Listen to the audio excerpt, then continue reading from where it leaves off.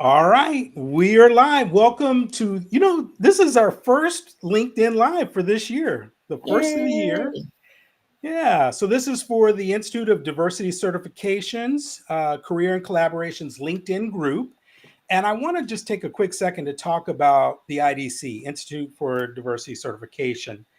The purpose is to empower people to advance their knowledge as DEI practitioners, and the mission is to provide fair, valid, and reliable assessments of their knowledge and skill and be innovative leaders in providing groundbreaking certification in the DEI industry. This is a whole body of work, right? As opposed to what you may hear about these three scary letters, it's not just a thing or one thing, it's a whole body of work. I don't know about my guests that are on here, but I have been practicing for over 20 years as a champion and then became a DEI leader with a worldwide global organization. And after that, I took this certification, which was, I went through an 8 week session of classes. And then I did another, for me, I think it was another 4 or 5 weeks of training before I took the certification. So it's a whole body of work. All right. Yeah. And the careers and collaborations is one of a group of what's considered, community practice that has advocacy. It has D&I resources. It has ERG management up in these underneath the IDC.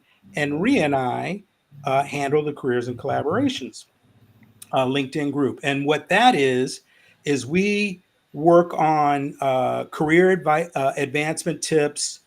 We offer advice and help uh, with our members to navigate through career pitfalls.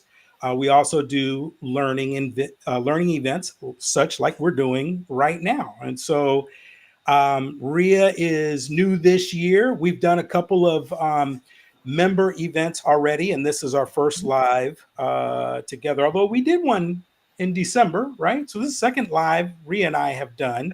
But it is a pleasure for me to introduce to you all my co-chair, Dr. Rhea Horton, and she will tell us. Rhea, why don't you tell us a little bit about yourself, and Yay. then let's get to our special guest, and then let's get into this topic. Yes, excited for today's conversation. Thank you so much, Victor, and for setting us up and for the warm welcome. I'm excited. So, the first live we did, I think I was just kind of chatting and sitting in, but definitely looking at to be more engaged and bring forth a lot of learning to this audience today. So, looking forward to that.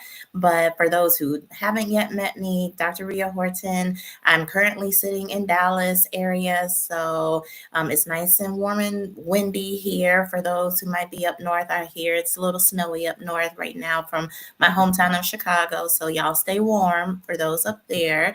But my background is in counseling psychology and have done a lot of work within the HR talent development space, partnered with talent acquisition, and also, of course, along the way, just building in inclusivity, belonging initiatives, and strategy. And I've had the pleasure of working with Nickoria for a few years, specifically bringing forth strategy within the DEI space. And Victor and I talked about this topic, I thought she was the perfect person because not only does she have the knowledge and the secret sauce and all of that within DEI, she also is super strongly steeped in projects management as well as organizational change. And I think when practitioners are able to bring both together, that's when you see the sticking power that you would like to see with a lot of these initiatives. So I was just so delighted when she accepted the call from me to talk about our topic today.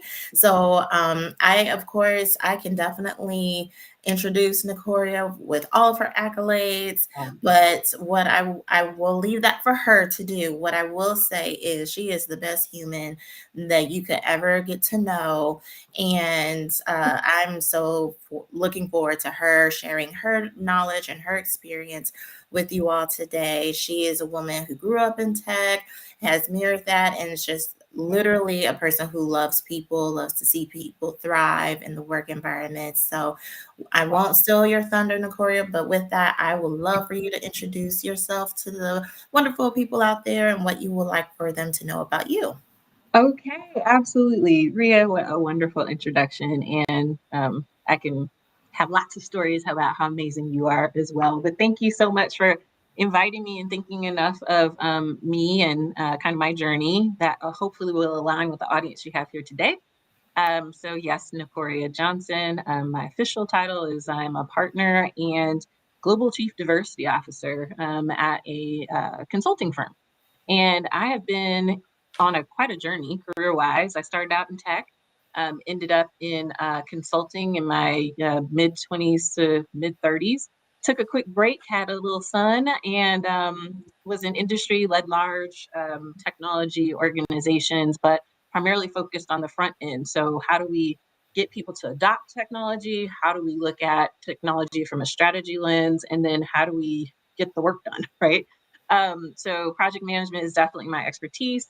I came to Credera about 6 years ago and ran their change management and program management function. I was the capability leader at the time. Went into year 2020 thinking that was my craft and that's what I was going to be doing. But like a lot of other companies, we had some challenges in the workplace coming out of the summer of 2020 with all of the unfortunate events that actually created a lot of opportunity for a lot of people to do this work, including myself. So I've been doing this role pretty much full time for the last 5 years, and am excited because I've had a chance to do both internally facing work, client work, kind of merge things with strategy, and then all the other skills that I kind of have in my toolkit. So thank you for having me. I'm so happy to be here. Wonderful. Thank you, Nickoria. So I know we want to get into the topic. We have some lovely things that we want to work through. And so one of the things that, of course, I think is on top of our mind when it comes to moving things forward and moving the needle is trying to understand, okay, how can I ensure that whatever it is that we're moving forward with is successful and also aligns with business strategy? And so I know you and I have worked on that in various ways on special projects and whatnot, but would love for you to share a bit more on how you define success, as well as the metrics that you use to try to help measure success when it comes to DEI strategy. Because sometimes there's some hiccups and challenges and maybe some nuances that we now need to Yeah, traverse. definitely. So I'll kind of start at the beginning. I think where a lot of companies may get caught up is when they think about DE&I and they think maybe there's a one size fits all solution. And I think we all know that that is not it, right? And so the first thing I hope that people do is get smart about your company. I think you can't build your DE&I strategy unless you understand what your company does. How do they make money? Are they global? All those kinds of questions about the people and the leaders and who's influential. You have to look at those things. And then where are your unique hotspots, right? I think sometimes we are surface in how we think about representation, for example. But when you double click into, okay, I've got this office, I've got this particular group, and this is a challenge area that I need to focus on, you've got to use your data to kind of identify those things. So know your company's business is the first thing. Understanding the nuances within your company in terms of who's who, where, and how, and then also being able to understand how what does success look like at your company, and who is your sponsor. If your sponsor is the CFO, ironically, sometimes that's the best place to be because you got all the money. Then you're going to have to frame your success in the terms that speak to him or her. If you're working for a CEO, that may look different. If you're working for a chief people person, you're going to need to understand all of the things that make their organization successful so that then you can align your strategy there. So without knowing your company and how they operate and what success looks like for them, it's going to be really hard to focus and isolate that against your DE&I landscape. Did that make any sense? Absolutely makes sense. What the two things that stand out to me, one, I like that you framed it in hotspots. Sometimes I think Practitioners can also get a little locked in of, oh, we have to help a certain group of people because traditionally they have been underrepresented or marginalized and so forth. But if they're not having troubles, like, let's focus on where the hot spots are, where the needs are, and then to help you identify where are the true needs. And then the second thing that you said, always speaking to who is the sponsor and how do they measure success. Because I even saw something recently that it said, maybe like from an HR speak, oh, we care that someone doesn't feel engaged. Okay, but to maybe a CFO, for instance, in your example, what does that mean to the CFO? Well, if they leave, that means that there's this amount of turnover and disruption, and or if you're speaking to the ops person, there's this amount of disruption in the process and productivity. Like, you have to speak in their terms, otherwise, they believe maybe your program is not successful, and it might be, but it's not speaking their language. Absolutely. And I think one of the core tenets of change management really is understanding the need. And so you don't want to spin up DE&I initiatives if they're not based on actual need of your actual organization. And so you have to really question yourself on, why are we doing this? What are the important drivers or bars or outcomes that we're expecting? And then being able to frame the rest of your work in that way. Absolutely. While we're talking about metrics, the thing that I'm wondering about is, since January, there has been so much flying at us, right? Has anything changed in terms of what we're looking at or what you're looking at when it comes to the metrics?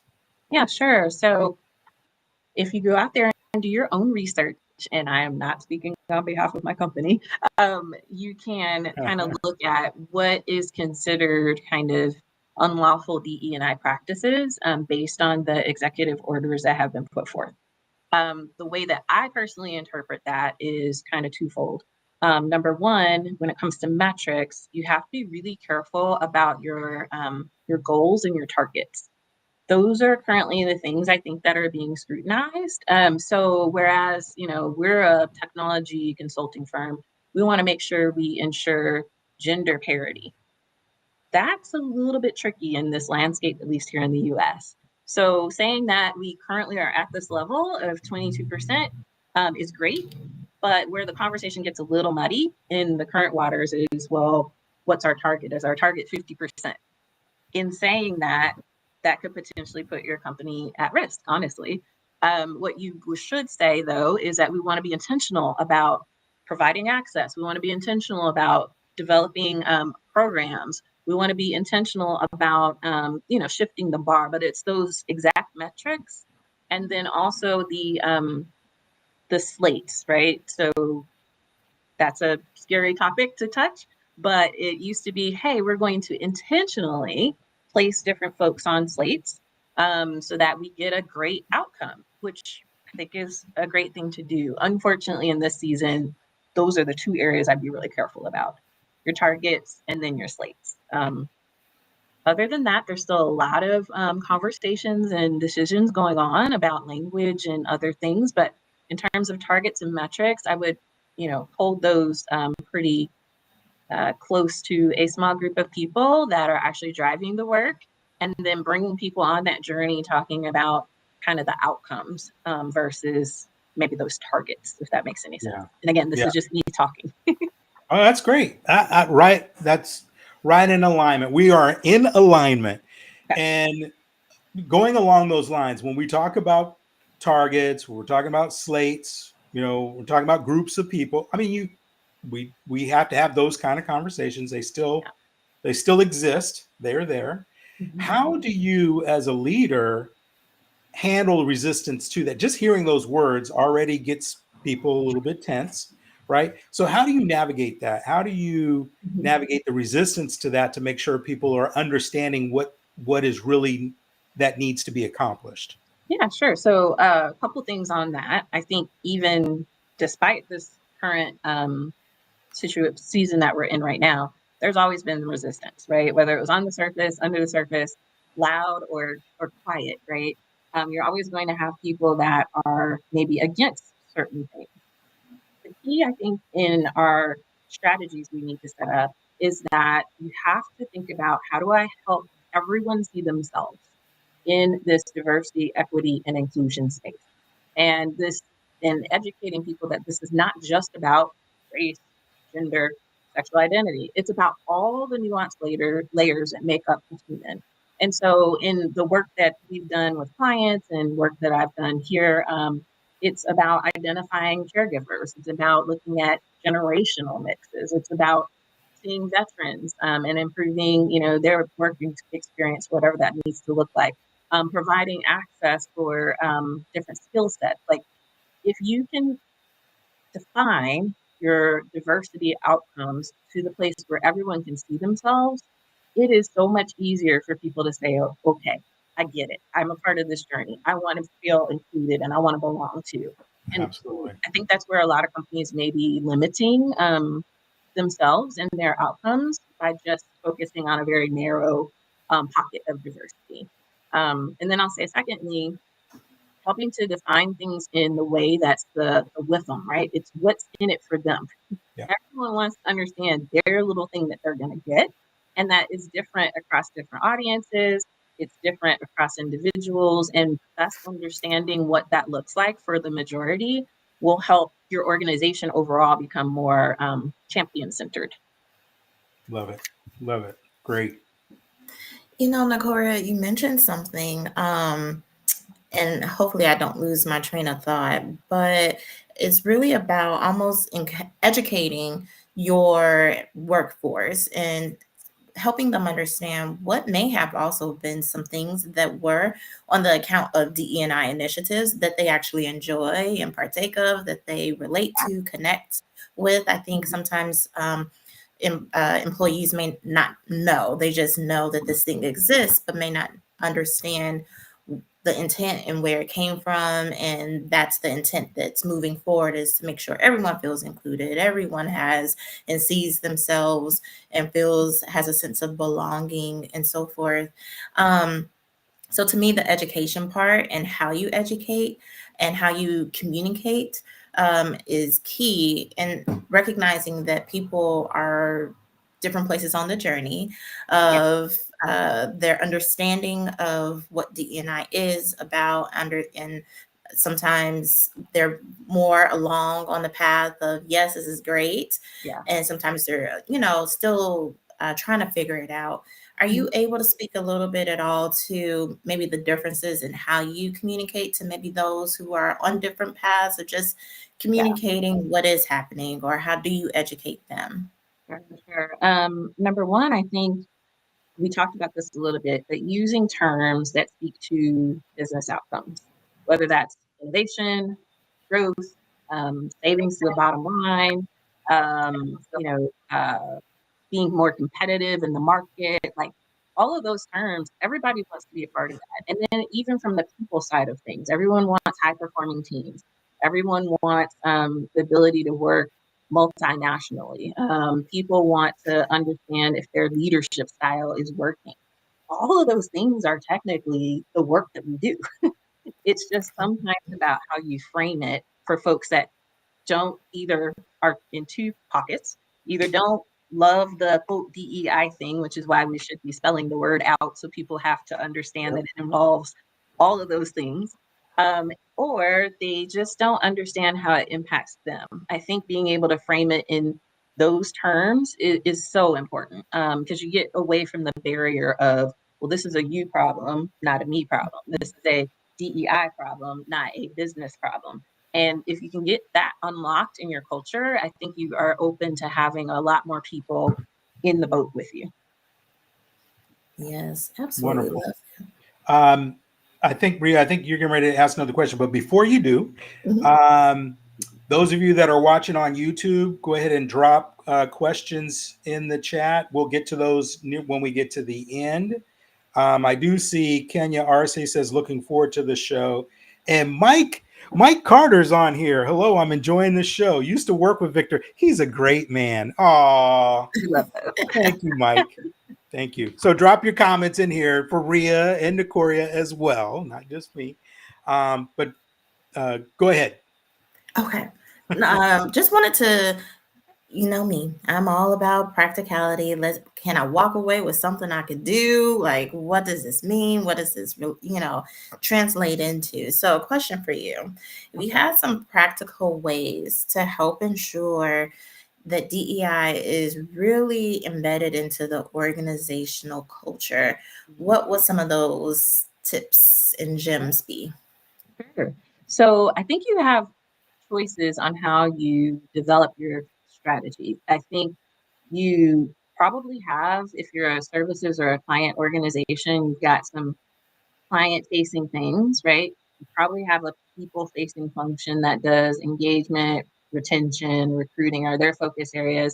You may or may not have kind of a in between group, the people in the field or the people that are doing the work. So if you can figure out those groups, step number one, and figure out what they need from us, that can be just a baby step, right? Sitting down and just mapping out your organization and thinking about how DE&I can help them accelerate, innovate, retain people, whatever those things are, and just making a map for yourself on your whiteboard. I have a whiteboard over here. I'm so old school, or on your mural board or whatever you use. And then making sure you have other people's contributions. And that doesn't have to be direct. It can be survey results that inform kind of some of those things. It can be speaking to some leaders. It can be working with your ERGs or BRGs to understand their voices. Just create like a map of your organization and how DE&I or how inclusivity or how belonging can help with their outcomes in their particular business units. And then that way you can identify, then start drilling in, okay, who are the champions that are already there? Who should I pull into the conversations? And how do I make sure I'm like equally touching all parts of the organization? So I'm not just considered the people person girl. I'm considered the full business, and I'm considering the full business and how I'm doing the work and where hopefully you're getting a seat at the table. Yes, I love the idea of a map. I'm a visual person in that way. I think many people are, excuse me, and I appreciate what that map will do is it will highlight maybe some of your own blind spots. We tend to collaborate with those who are easier to collaborate with. We tend to, want to work over here because, they're more friendly, things like that. But what you also might be doing is leaving out, alienating others. And now they don't know what you're doing, how it impacts them. So you're just doing stuff over there, and they're less likely to want to adopt when you come back around, like, okay, there's this new thing. It's great.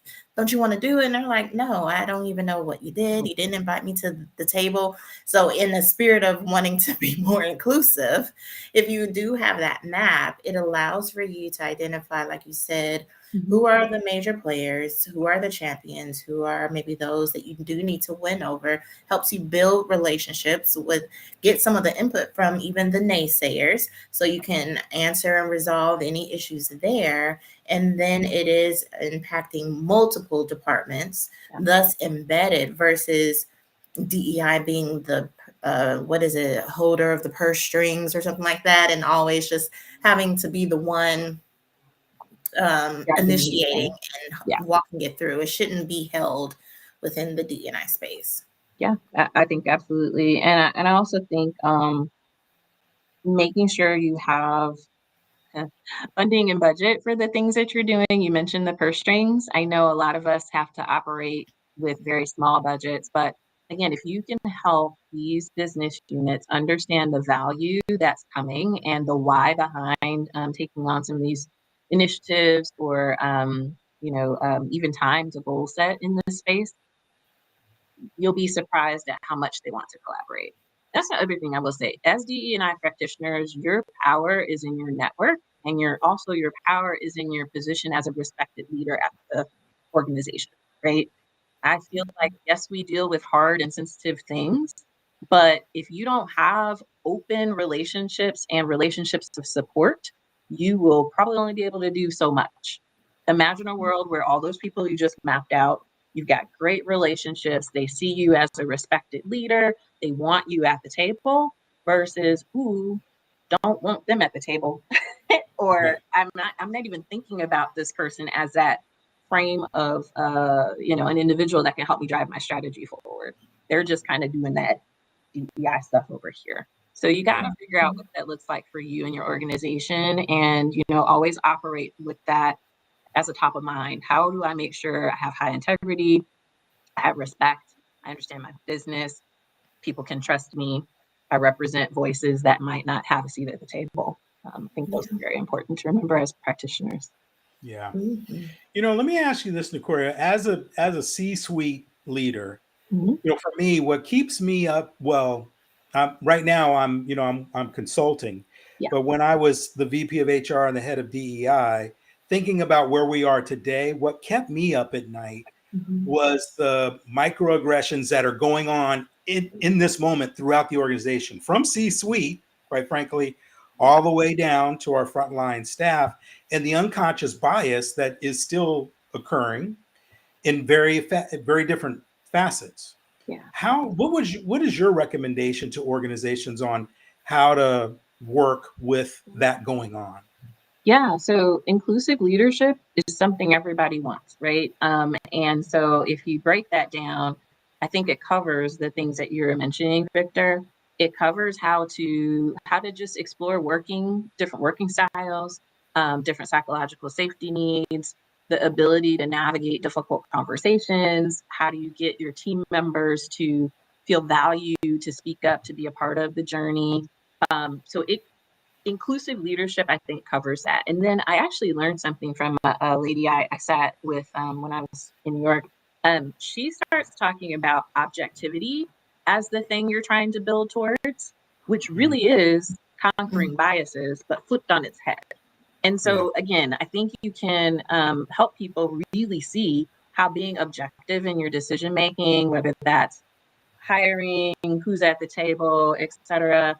That is something people need to know how to do on a regular basis. It has to be a part of how people do the work. So if objectivity is your thing, then you can educate on the things that might prevent objectivity in a way that people will accept, because it's not shoving things down people's throats. It's more like, Yeah. isn't this who we want to be as a company? We want to be agile and objective. Like, here's how we do that. And I think it also unlocks opportunities, again, for us not to be in the little, I'm a DE&I practitioner pocket, but really to be a part of those broader conversations that will Yeah. make an organization great. Great advice. Great. Wonderful. I was going to say, thinking about that, one thing that really stands out to me is, I think as practitioners, we all know, but I think it really helps to say we are really moving towards wanting objectivity, fairness, like operate with integrity. Like that is what we're striving for. And so I do think when you start framing it in that language of, well, we want to treat everyone fairly. Right now, our process doesn't do that. So, how can we change things, update things so that we're treating everyone with fairness? How can we remove? And so, even sometimes, I know that there might be mixed thinking on should we change and or how to change some of the language, but even sometimes just using different language like that, it sparks something in people's minds, like of course we want to be fair, of course, why wouldn't we? Innovative. Exactly. Yeah. And it's like, okay, great, now that means that we need to make some changes here and here in order for us to do that, versus if we're like, well, this is a DE&I initiative and so forth, then some people might automatically just turn their ears Yep. off. Mhm. Absolutely. And sometimes they don't even realize they're doing that, right? So you got to give that unconscious thing a real is a reality for some folks. So you want to even bring them on the journey, even if it is kind of an intentional, I don't want to have anything to do with this. Like you said, if you focus on objectivity, innovation, competitive benefit, we haven't even talked about the fact that the demographics of the entire world are changing, and especially if you're selling products, et cetera. How do I better understand my customers' needs? Well, that equates to really understanding their needs, not just at a surface level. because it creates more impact. And I'm so sorry, my lights went off in here. That's embarrassing. Let me Oh, it's okay. get them back on. We can see you. And we're a friendly group. There we go. Hello, friends. Yes. Yes. Something that you mentioned, and I know we hadn't planned to talk about it, we don't necessarily need to unless you feel comfortable, but I think something for people to also understand, as you mentioned earlier, along with knowing your business, is also the global climate. Right now, this is what's happening for us in the US, and we're just adjusting to what's happening and making sure that we're staying abreast of everything. But you also need to be nimble and understand what's happening. And if you are in a global workforce, and understanding like what does fair look like there as well, you know, or what does objectivity look like there, because it's probably still going to be a little different, but understanding like if you're able to at least get everyone on board with this is how we want to move, operate, not only just inside of our walls, but outside of our walls, and how we operate and interact with our customers, our market, and so forth, then how can we do that even from a global perspective, and so forth. So just a thought that came to mind there. Absolutely. And so, you know, when my role expanded to global, the first thing I think, actually you and I said, is how do we learn about these regional nuances? Because, and avoid being so US centered that we don't understand how to unlock opportunity across the globe. And so I think finding champions in those areas that are willing to kind of share their knowledge, doing your own research. I mean, I know Dr. Ria is amazing at research. You got to really dig in and try to understand the ecosystem, the landscape, the socioeconomic, background of what's going on. Like the same things that we hear about in the news every day here in the U.S., like that impact the work and how we're working. What does that look like in, the Asia Pacific area? What does that look like in Europe, and even in India, where you think India, well, no, state to state, there are so many differences in terms of what's fair and who's who and how to support underserved communities. You have to really dig deep to understand those nuances. And I think there's a lot of opportunity if you are a global company to do things globally, while we're figuring out some of the changes or updates we might need to make here in the US. So there's a lot of opportunity there. Yeah, absolutely. So I think we're coming to the end of our pre-discussed questions. I see Okay. a question here in the chat, and maybe we can go if there are any other questions that folks have who are listening in. If you want to submit those in the chat right now, that would be awesome. And then what we could do is go through some of the questions and then wrap up with final thoughts and suggestions that you have for folks to take home with them. So it looks like Rona, hopefully I'm pronouncing your name correctly, Rona Hill, says, with the current political climate and without DEI structure, maybe in their organization, how does one become visible in the corporate space when you are successful, but know that you're also being held back? Interesting question. I have some thoughts, but anything you want to start us off with? There's a lot of thoughts, being the people person that I am. The last part is a little triggering. I'm like, okay, why do you feel like you're held back? First question I usually ask people is, who is in your corner and who is in your network? Who are your advocates, right? Sometimes if we're DEI practitioners, we kind of have our people, but you need to be known across your whole organization, and you need to have those advocates and sponsors that can speak for you when you're not in those rooms. I know that's basic diversity, equity, inclusion stuff, but it applies to us too, right? And then secondly, I would say, going back to that, knowing your business, I really, really, really think sometimes, especially if maybe you grew up in a communications or an HR, or wherever your background is. Mine was in tech, so I had some blind spots. Like, how does my business make money, and how can I be a part of that? Like, maybe reframing your role and how you're showing up, and starting to incorporate that broader business context into the work that you are able to do, hopefully in your organization. Being more visible means kind of also getting to know more people. I'm an introvert. I know you probably don't believe it, but Rhea knows I can sit in a big room of people and like not talk to anyone. But I've had to figure out who I need to talk to, who I need to connect with, who I need to build relationships with. So maybe do your own personal map of how you can meet more people to bring you into rooms and spaces where maybe you're not currently. That's the thing that comes to the top of my mind. Rhea, Victor, I'm sure y'all have something else that comes to mind. Yeah, I have some thoughts too, but I'm gonna let Dr. Rhea go ahead.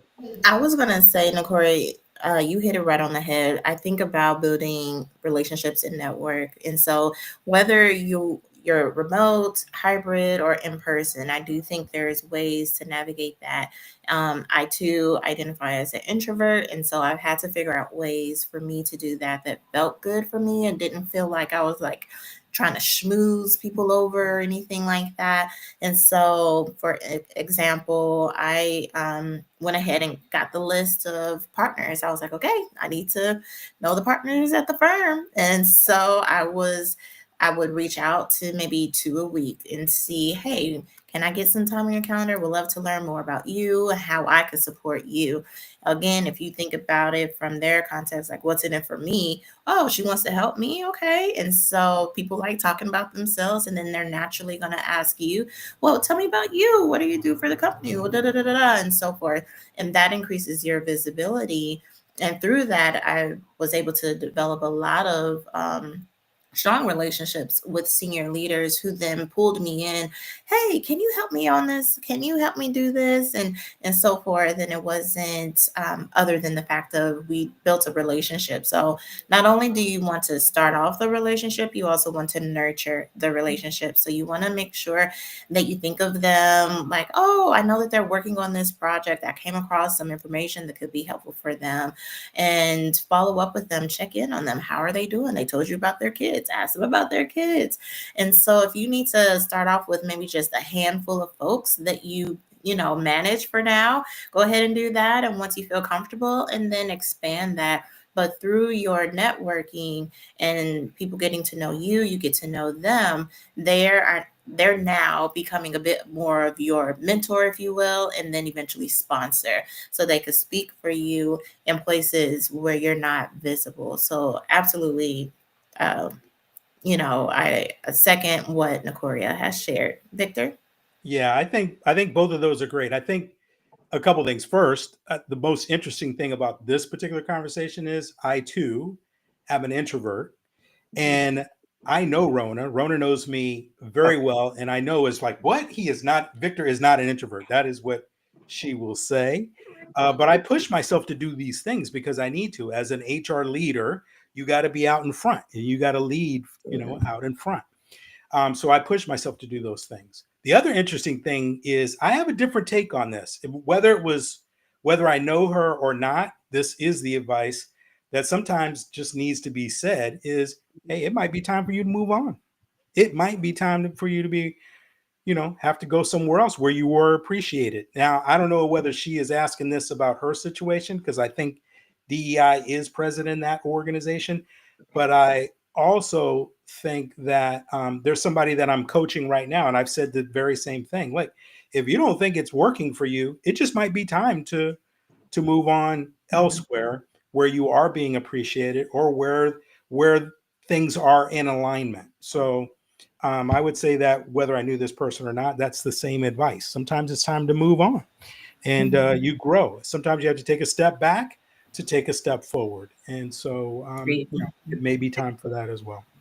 Yeah, I appreciate you saying that, because I do think, with the climate that we're moving into, I think we all have to ascertain, is this work environment still a good place for me?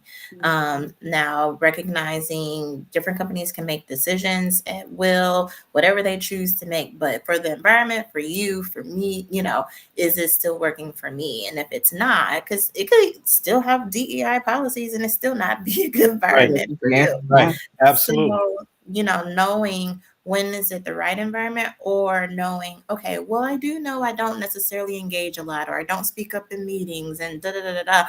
And then, maybe that could be why I'm not being seen as much. Then, okay, then make some changes for yourself. But if you know you're out there, you're connecting, you have relationships and things like that, and there always seems to always be some reason why you're not ready, then maybe that is that time for you to, or that signal letting you know, hey, this might not be the environment for you anymore, and go ahead and move on to the next best thing. Yep. Yep. So, Nickoria, getting into the home stretch, what's one last thing you want to leave with our audience today? So I'll give one professional one and then one more soul care one, if that's okay. So I think professionally, if you aren't already really familiar with how to build a strategy, how to look at organizational change, etc., Google is an amazing thing, and there are so many tips and tricks you can find out there. But you need to take a break, take a breath, and maybe relook at how you're doing DE&I and developing your strategy and stuff based on some of those tenets. And they're very people-centered things you probably already know, but just kind of regrounding yourself would be helpful. And I know that's why several of y'all are here or maybe watching this recording, because you want to understand that intersection. And then from a personal note, this work is hard. And so I'm gonna need you to take care of yourself. There's 3 G's that you can focus on. Grace, because in this season in particular, people are gonna make mistakes, you're gonna make mistakes, and just mistakes everywhere. And we've got to give ourselves a little extra dose of grace to be able to be in a little bit of a non-judgmental space most times, to be able to continue to push forward and do the work to reframe what we're doing. Some grace. You need some grit, of course. I know sometimes it feels like things might be heavy and you might want to just give up and throw your hands up, but the work that we do is important, and it's important to a lot of people. And it should be important to everyone. And then gratitude. Like, you gotta focus on the little things that can fill your cup, because at least I know for me, when my cup is drained and empty and I'm a frustrated human, it is not helpful for me to be trying to do work or even leading, being part of my family. I'm not the most pleasant. So what am I doing to celebrate the small wins so that I can keep my cup full? And so those 3 G's are really important, I think, especially in this season. So I'll leave you with that. Love it. The 3 G's. I was just talking about grace on a podcast the other day, but I love this grit and gratitude. Love it. Love it. Love it. Wish I could say it's my own, but it's not, and I don't know where I saw it, so I can't attribute or cite anyone. Sorry. Well, whomever made that, thank you to the original author. All right. So, Nickoria, is there anything coming up for you that we should look out for, or if folks want to connect with you, anything you want to share with them on how they can connect? Absolutely, find me on LinkedIn. That's where the platform I'm mostly on. I'm always happy to connect and kind of have side conversations. I think it's always good to meet and greet, do coffee chats, as Ria said, kind of get to learn people, see if we can be of help to each other. Happy to do that. I don't have anything big coming up. I think just navigating the season we're in and trying to show up and be, hopefully salt and light in the situation is where I'm putting most of my energy. But I also am out there at different conferences and stuff, but just check my LinkedIn. I try to show up and make sure that I meet people when I'm out and about. But I am based here in Dallas. So if you're in Dallas, would love to connect with you personally. If you're in any major metroplex, usually I am hopping all over the place at least every other month or so. So I hope to get to see you. Wonderful. Thank you, Nickoria. And then for us, I think next month, April, we'll plan our next conversation. So be on the lookout for that. We'll start advertising that pretty soon and have another wonderful, discussion coming up. So looking forward to that. Victor, anything you want to leave the good people with? Yeah, thank you. Well, first of all, Nickoria, thank you for spending time with us. Great conversation. And as mentioned off air, I'm going to be sending you an email right after this for another organization I'm involved in. Would love to continue this conversation. I think it'll be helpful to a group of allies and DEI practitioners. And then what's coming up next is we're going to be talking about expanding our leadership skills. And for DEI practitioners, what skills do they need to skill up on? How do they garner more influence with others, which I think is something that's absolutely needed right now. So that's the next conversation. I talked to someone a couple of days ago that I wanted to try to have on our show, but there's just so much red tape and getting clearance from their organization to do it that they're not able to. And so this is a little personal plug going out there now for anybody that is interested in talking about that. Please reach out to Dr. Rio or myself, and then I'll go through my Rolodex and see who I have as well. Okay. And I want to thank Rona and Michael for jumping on here. I think we may have a couple of others, Kenya, that I saw earlier. So thank you all for jumping on. I really appreciate that. And for those of you that are watching the recording, thanks for watching the recording and keeping us going. And I think that's it. We'll have everybody have a great rest of the afternoon. Yay. Sounds All right. good. Take Thanks care, all. everyone. Thanks again for having me on. I really appreciate being here.